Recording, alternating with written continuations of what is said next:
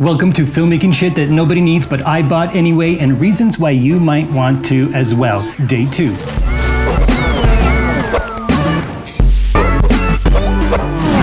The Surui 50mm T2.9 1.6x squeeze full frame anamorphic lens. I'm super excited to try this baby out. Let's dive in. You gotta be surgical with these things, you know? You can't be too chaotic with your unpacking.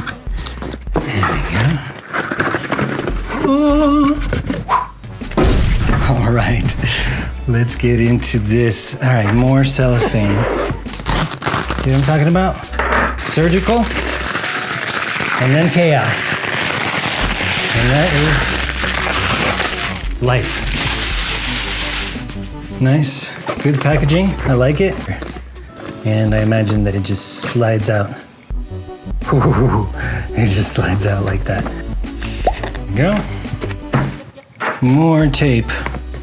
They do not let it come easy. Oh, shit, pardon my French. I am Russian, born in Kazakhstan. Okay, so we've got accessories, warranty card, that's good to have. A little sticker. That's cool, that's fun.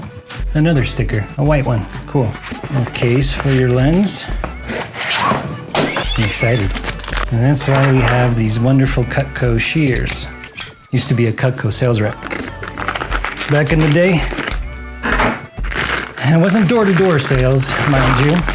It was by appointment. So you actually go to people's homes and they invite you into their kitchen and you do a demonstration of the wonderful Cutco knives and the Cutco shears and how it can cut through rope and break a penny in half.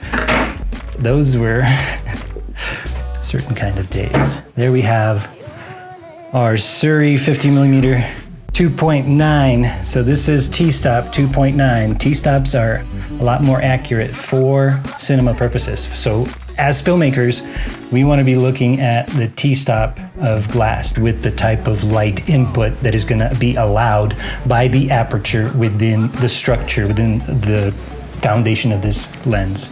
So let's check the front element. So I'm not an expert on anamorphic lenses, but as far as I can tell, that is exactly what it should look like, right? It's kind of that squeeze factor where it's not a spherical lens, which with the traditional spherical lens like you would find in any still camera lenses, you can see the inside of the aperture is sort of that oval shape. So it's not a circle, it's actually squeezed. So the image that it's able to capture is very wide. It's staying the same in terms of the height, just like any other spherical lens would. But this 50mm is going to be actually on the horizontal, on the x-axis, an equivalent of something like a 35 or a 33. I don't remember exactly the calculation there. But this is anamorphic with a 1.6x squeeze, meaning that the image is going to be 1.6x wider than a typical spherical lens. So that's something that you have to take into account when we're going to take this footage into Premiere and into DaVinci Resolve to be able to de-squeeze that image, right? So that we're able to actually see what the camera was supposed to see. And this gives the highlights a lot of interesting shapes because you're no longer just seeing that circular bokeh in, you know, things that are out of focus in the background.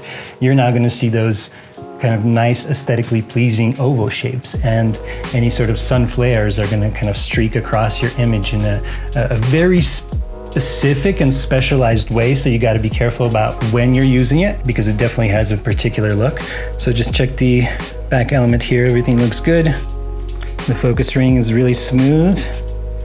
It's got enough of a catch, but it's not too tight to where I feel like I'm having to exert myself. Now, for my rig, I will have a follow focus gear set up. But if you're in a pinch, this works really well for manual focus. And then let's check out the aperture ring. The aperture ring is pretty good. I like the aperture ring to be tighter. Obviously it is tighter so that you don't accidentally knock it off. what you meant. So it goes from T2.9 to T16. So very nice. I like the way this looks. I think just from a purely visual and aesthetic perspective, just like, you know, as filmmakers, we love to make our rigs look beautiful and aesthetically pleasing. I think this is gonna work really nicely with my new setup. All right, I'm excited to see what this looks like on this bad boy. Let's check it out. All right. Got the red dots aligned. Click that in, turn it on, and see the magic. Ooh! Okay, so we need to change some settings. We need to be able to make sure that we see the footage de-squeezed, that we see the LUT applied, so that we're actually looking at what it's gonna look like at Rec 709.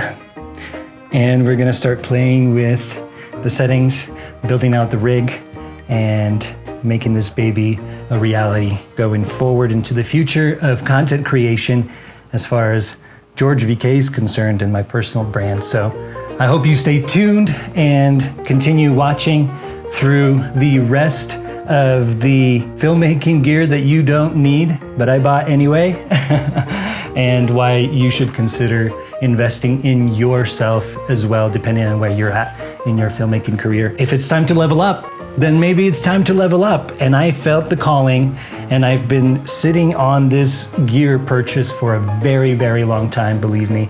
I've stood the test of time, and I have decided to now finally splurge because I'm making a big move in my life. I'm making big changes, and so this is simply following through with my hopes and dreams for our future as a family. So hopefully you're just as psyched as I am. Hopefully this gives you a little bit of fire, not to spend money necessarily, not to buy the next big camera, but to really consider what is important in your life. And once you have those pillars, to do every action that you possibly can in order to achieve those goals and those pillars, and continue to improve every day, learn, and level up.